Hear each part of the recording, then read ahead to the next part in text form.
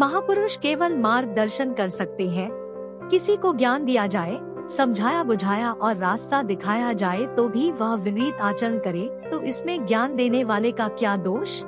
श्री कृष्ण स्वयं भी महाभारत रोक न सके। इस बात पर महामुनि उत्तंग को बड़ा क्रोध आ रहा था। दैवयोग से भगवान श्री कृष्ण उसी दिन द्वारिका जाते हुए मुनि उत्तंग के आश्रम में आ पहुँचे। मुनि ने उन्हें देखते ही कटु शब्द कहना प्रारंभ किया। आप इतने महाज्ञानी और सामर्थ्यवान होकर भी युद्ध नहीं रोक सके, आपको उसके लिए शाप दे दूं तो क्या यह उचित न होगा। भगवान कृष्ण हंसे और बोले, महामुनि, किसी को ज्ञान दिया जाए, समझाया बुझाया और रास्ता दिखाया जाए तो भी वह विपरीत आचरण करे तो इसमें ज्ञान देने वाले का क्या दोष। यदि मैं स्वयं ही सब कुछ कर लेता तो संसार के इतने सारे लोगों की क्या आवश्यकता थी। मुनि का क्रोध शांत न हुआ। लगता था वे मानेंगे नहीं, शाप दे ही देंगे। तब भगवान कृष्ण ने अपना विराट रूप दिखाकर कहा, महामुनि, मैंने आज तक किसी का अहित नहीं किया। निष्पाप व्यक्ति चट्टान की तरह सुदृढ़ होता है। आप शाप देकर देख ले, मेरा कुछ नहीं बिगड़ेगा। हाँ, आपको किसी वरदान की आवश्यकता हो तो हमसे अवश्य मांग ले। उत्तंग ने कहा, तो फिर आप ऐसा करें कि इस मरुस्थल में भी जल वृष्टि हो और यहाँ भी सर्वत्र हरा भरा हो जाए। कृष्ण ने कहा, तथास्तु, और वहाँ से आगे बढ़ गए।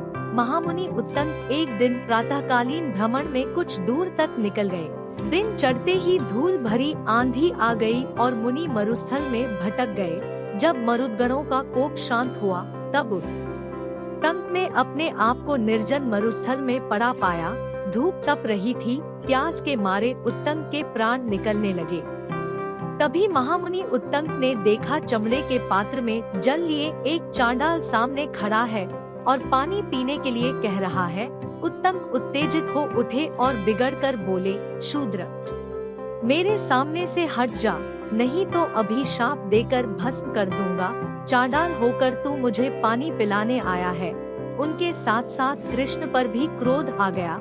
मुझे उस दिन मूर्ख बनाकर चले गए, पर आज उत्तंग के क्रोध से बचना कठिन है। जैसे ही शाप देने के लिए उन्होंने मुख खोला कि सामने भगवान श्री कृष्ण दिखाई दिए।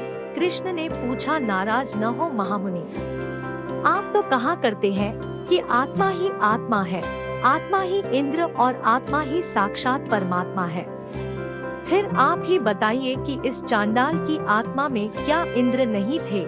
यह इंद्र ही थे जो आपको अमृत पिलाने आए थे, पर आपने उसे ठुकरा दिया। बताइए, अब मैं आपकी कैसे सहायता कर सकता हूँ? यह कहकर भगवान कृष्ण भी वहाँ से अदृश्य हो गए और वह चांडाल भी। मुनि को बड़ा पश्चाताप हुआ।